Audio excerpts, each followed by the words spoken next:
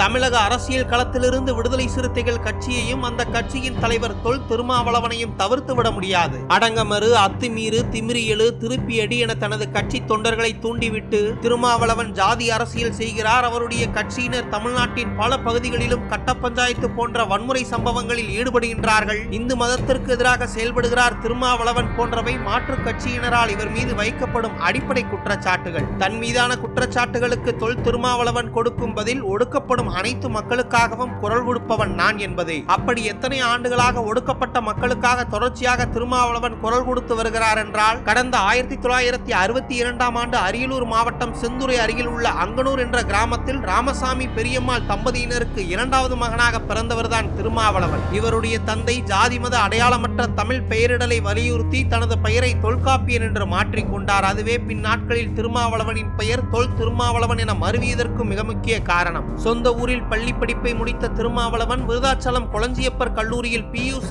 சென்னை மாநில கல்லூரியில் இளங்கலை வேதியியல், சென்னை பல்கலைக்கழகத்தில் முதுகலை குற்றவியல் பயின்றார். கடந்த 1988 ஆண்டு சென்னை சட்டக்கல்லூரியில் சட்டப்படிப்பை முடித்தவர். அதன் பின்னர் அரசு தடவியல் துறையில் அறிவியல் உதவியாளராக கடந்த 1999 ஆண்டு வரை தமிழக அரசு ஊழியராக பணியாற்றிக் கொண்டிருந்தார். கடந்த 2019 ஆண்டு திருநெல்வேலி மனோன்மணியம் சுந்தரனார் பல்கலைக்கழகம் தொல் திருமாவளவனுக்கு முனைவர் பட்டம் கொடுத்தது. ஒரு அரசு ஊழியர் எப்படி தன்னுடைய அரசியல் பாதையை உருவாக்கி கொண்டார் என்றால், அம்பேத்கரின் மனைவி சவிதா ஆரம்பித்த பாரதிய தலித் பேந்தர் அமைப்பில் தமிழக அமைப்பாளரான மலைச்சாமியுடன் ஏற்பட்ட நட்புறவு காரணமாக 1982 தன்னை அவ்வமைப்பில் இணைத்துக் கொண்டார் திருமாவளவன். 1983 நடந்த ஈழத் தமிழர்களுக்கான மாணவர் போராட்டங்களை ஒருங்கிணைக்கும் பணிகளில் ஈடுபட்டு முதலில் அரசியல் நடவடிக்கையை தொடங்குகிறார். 1986 ஆண்டு இலங்கையில் நடந்த தமிழ் கல்லூரி மாணவர்களின் போராட்டத்தில் நேரில் சென்று கலந்து கொண்ட திருமாவளவன் 1989 ஆண்டு பாரதிய தலித் பேந்தர் அமைப்பின் தமிழக அமைப்பாளர் மலைச்சாமி மறைய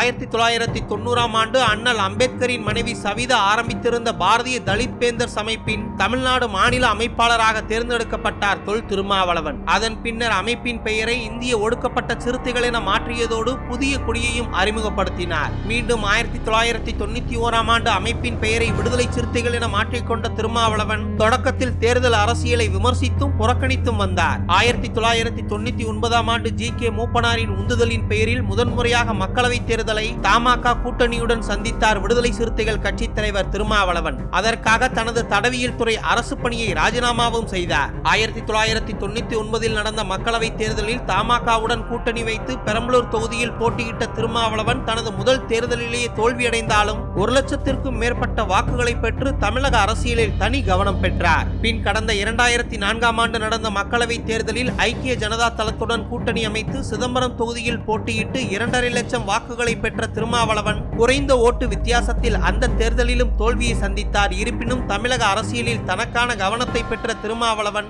2009 நடந்த மக்களவை தேர்தலில் திமுகவுடன் கூட்டணி அமைத்து 3வது முறையாக சிதம்பரம் தொகுதியில் போட்டியிட்டு முதன்முறையாக நாடாளுமன்ற உறுப்பினராக வெற்றி பெற்றார். தேர்தல் அரசியலுக்கு வந்த 10 ஆண்டுகளில் திருமாவளவனுக்கு கிடைத்த முதல் மக்களவை தொகுதி வெற்றி என்றால் அது சிதம்பரம் நாடாளுமன்ற தொகுதியின் வெற்றிதான். பின் 2014 நடந்த மக்களவை தேர்தலில் திமுக கூட்டணியில் இணைந்து சிதம்பரம் தொகுதியில் போட்டியிட்ட திருமாவளவன் 3வது முறையாக தோல்வியை சந்தித்தார். கடந்த 2019, 2024 நடந்த மக்களவை தேர்தல்களில் மீண்டும் திமுக கூட்டணியில் இடம்பெற்ற திருமாவளவனின் விடுதலை சிறுத்தைகள் கட்சி திருமாவளவனை நேரடியாக சிதம்பரம் தொகுதியில் தனி சின்னத்தில் போட்டியிட்டு 2 முறை நாடாளுமன்ற உறுப்பினராக தேர்ந்தெடுக்கப்பட்டார். நாடாளுமன்றத்தில் 3 முறைக்கு மேலாக ஒலிக்கப்பட்டு வரும் திருமாவளவனின் குரல் மக்களவையில் 3வது முறையாக நாடாளுமன்ற உறுப்பினராக திருமாவளவன் தேர்ந்தெடுக்கப்பட்டிருந்தாலும் ஒரு சட்டமன்ற உறுப்பினராக கடந்த 2001 ஆண்டே திமுக கூட்டணியில் மங்களூர் தொகுதியில் போட்டியிட்டு வெற்றி பெற்ற திருமாவளவன் கடந்த 2001 ஆண்டே சட்டமன்ற உறுப்பினராகவும் தேர்வானார். அதன் பின் நாடாளுமன்ற உறுப்பினர் பதவி வைத்ததால் கடந்த 2016 ஆண்டு மக்கள் நல கூட்டணியை அமைத்த திரு விஜயகாந்துடன் இணைந்து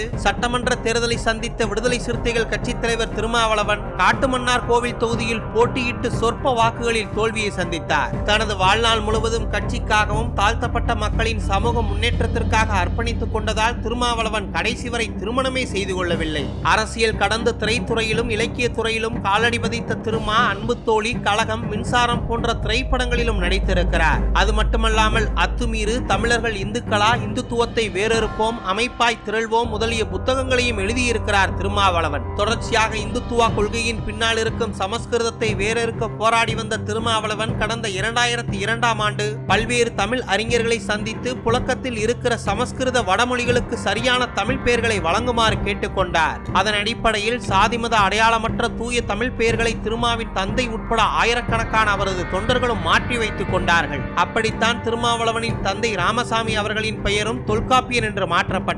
இந்த நிகழ்வு தமிழ் அறிஞர்கள், உணர்வாளர்கள், அரசியல்வாதிகள் என அனைவராலும் அப்போது பாராட்டை பெற்றது. கடந்த 2018ஆம் ஆண்டு அழிந்து வரும் தமிழ்நாட்டின் தேசிய மரமான பனைமரத்தை மீட்டெடுக்கும் பொருட்டு தமிழகம் முழுவதும் சுமார் 1 லட்சம் பனை விதைகளை நடும் திட்டத்தை தொடங்கி வைத்தார் திருமாவளவன். அவர் தொடங்கி வைத்த அந்த திட்டத்தை செயல்படுத்தி காட்டிய விடுதலை சிறுத்தைகள் கட்சி தொண்டர்களுக்கும் அந்த கட்சியின் தலைவர் திருமாவளவனுக்கும் இன்று வரை அது ஒரு மிகப்பெரிய சாதனையாகவும் பல்வேறு பாராட்டுகளையும் பெற்றிருந்தது. அடங்கமறு, அத்துமீறு, திமிரி எழு, திருப்பி அடி என தனது உணர்வு பூர்வமான வசனங்கள் மூலம் திருமாவளவன் ஜாதி அரசியல் செய்கிறார், கட்ட பஞ்சாயத்து போன்ற வன்முறை சம்பவங்களில் அவரது கட்சியினர் ஈடுபடுகிறார்கள் என மாற்று கட்சியினர் இவர் மீது குற்றம் சுமத்திய போதிலும் எங்களது அடிப்படை உரிமைகளுக்காக நாங்கள் போராடுகிறோம் என குறிப்பிட்டிருக்கிறார் திருமாவளவன். தற்போது 63 வயதாகும் தொல் திருமாவளவன் இந்த 2026 சட்டமன்ற தேர்தலிலும் 8 தொகுதியில் போட்டியிட திமுக கூட்டணியில் இடங்களை கைப்பற்றினார். திருமாவளவன் நாடாளுமன்ற உறுப்பினராக பதவி வைத்து வரும் இந்த சூழ்நிலையில் தான் காட்டுமன்னார் கோவிலில் போட்டியிடப் போவதாகவும் அறிவித்திருந்தார். ஒரு நாடாளுமன்ற உறுப்பினர் தனது பதவியை ராஜினாமா செய்துவிட்டு சட்டமன்ற உறுப்பினருக்காக போட்டியிடுவது எந்த விதத்தில் நியாயம் என்று எதிர்க்கட்சிகள் கேள்வி எழுப்பிய பிறகு